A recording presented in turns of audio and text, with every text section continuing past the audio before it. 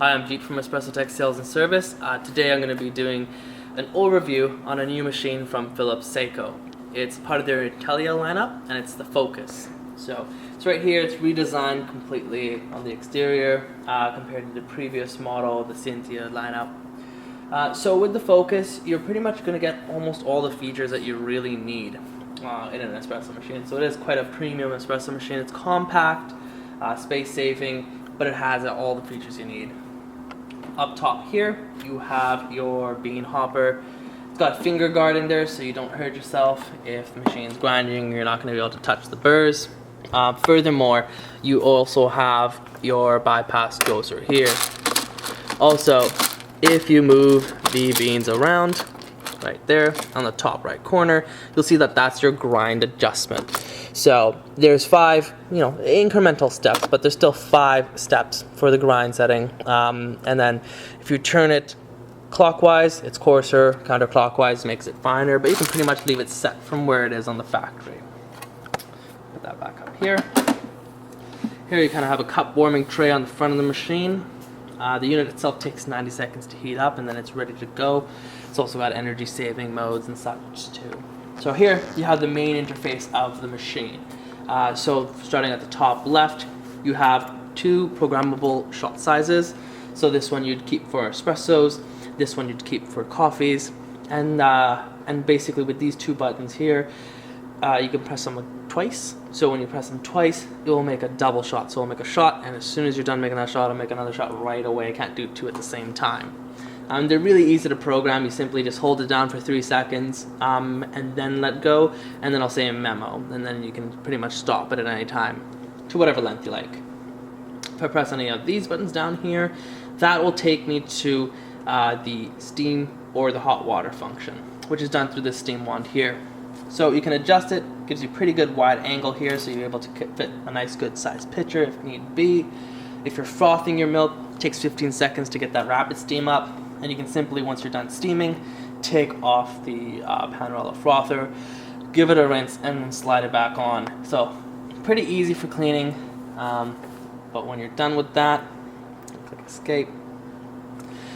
Now on the top right, you have your power button. When you first turn on your machine, it's going to be on standby, but you press it, it'll turn on, boot up, do its first rinse, and then it's ready to go, and then you'll get to this screen. So every time pretty much that you turn this unit on, after it's been sitting off for a while, it'll do a nice quick rinse to clean out the lines, heat everything up to temperature. Second button here, that is your bean selection. So right now on the display, we see all 3 beans are fully lit. Next option over is the spoon for pre-ground. Again, that goes up in the top where your bypass doser is, and you put 1 7-gram scoop, no more, otherwise you'll possibly jam it. So that's how you select pre-ground, but if you want to go back to using the bean hopper and your beans, you can simply press it and you'll see 1 bean for mild, 2 beans for medium, 3 beans for strong, and that adjusts between 6 and 9 grams of coffee. The Calc Clean button, as deceiving as it is, helps you go into some of the menu options. So you click it, that's when you do your calcification cleaning, and that's how you do your descale cycle on the unit.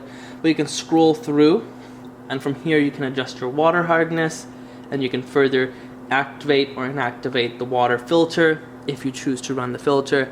If you live in a place with hard water, that's when you'll basically be using those options of water hardness and water filters to soften it. So I'm going to escape from that option, go back to the main menu right here. We'll go further down. Here is the dispensing group head. It's pretty much large enough to fit about a 6-7 ounce cup. Not a huge amount of cup clearance, but for smaller cups you can drop that down. So you're able to fit a nice size shot glass in here, and then with that raised up, you can fit a decently sized cup under. So on the left hand side here we have its water reservoir. Just pull it straight out. You can see a very large, I believe it's 1.5 liter water reservoir. And as you see, as soon as I pull that out, the display acknowledges that there's no water. The display is pretty neat and it's color coded. Red means there's an error, and green means it is all good to go. On the right hand side here, we have the Dregs drawer. So this is where your used pucks of coffee will go. and once it tells you to empty it out, you just pull it out, dispose of it in your garbage or compost. In the front, you have your drip tray. It just slides straight out here, and it's baffled, so you don't have the water splashing everywhere. Also, there's a little sensor in the front, or a little floaty, should I say, and that floats up, letting you know when it's full. Seems minor, but it helps out. Now, to access the brew unit, you want to pull out the Dregs door just a bit, open the door, and you have access to the brew unit. You can pull out this container here. It says pull to extract, and this will catch some of the excess water that might land, make its way through the brew unit or so. So you should empty this out as well. The brew unit, to take it out here, you just push against this in the direction of the arrow with your forefingers here. So that's how you simply pull out the brew unit, by having your forefingers over here and pushing against. So I'm going to insert the brew unit back in place. Again, I'd recommend to rinse the brew unit out a little bit more often than the 7 days. I'd say every time you empty out your Dregs door, empty out, give your brew unit a nice cool rinse with cold water.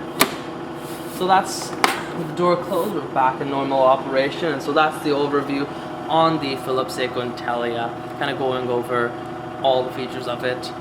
So thanks for checking out our video, and stay tuned for our next one.